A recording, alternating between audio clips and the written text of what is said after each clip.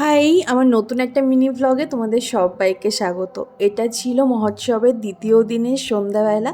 আমি এই শাড়িটা পরেছিলাম, আর এই শাড়িটা সম্পর্কে তোমরা অনেকেই আমার কাছে জিজ্ঞেস করেছিলে সরস্বতী পুজোর ফটোগুলো দেখার পর। তো আমি আজকে এই ভিডিওটাতেই তোমাদের সাথে শেয়ার করে দিচ্ছি এই শাড়িটা আমি কোথা থেকে পারচেস করেছিলাম। এই শাড়িটা আমি একটা লোকাল শপ থেকে মাত্র 200 টাকা দিয়ে কিনেছিলাম। তারপরে লেস বসিয়ে নিজে কাস্টমাইজ করেছি মাকে দিয়ে। তারপরে দেখতে একদম সেই 800-900 টাকা শাড়ির মতন হয়ে গেছিলো। তোমরা ভীষণভাবে পছন্দ করেছো, তাই ফুল ডিটেলস তোমাদের সাথে শেয়ার করে দিলাম। তারপর সবাই মিলে রেডি হয়ে চলে গেছিলাম অনুষ্ঠান প্রাঙ্গণে। গিয়ে দেখি এরকম আরতি হচ্ছে, প্রচণ্ড ভিড় হয়েছিল।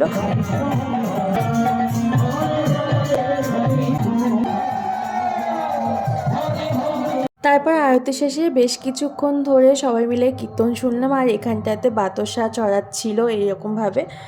তারপর একটু বাইরে বেরিয়ে একটু ঘোরাঘুরি করে মহাপ্রসাদ খেয়ে বাড়ি চলে এসেছিলাম। বাড়ি আসার পর একটু রেস্ট নিয়ে আবার আমরা 12টার সময় চলে গেছিলাম রাসলীলা দেখতে।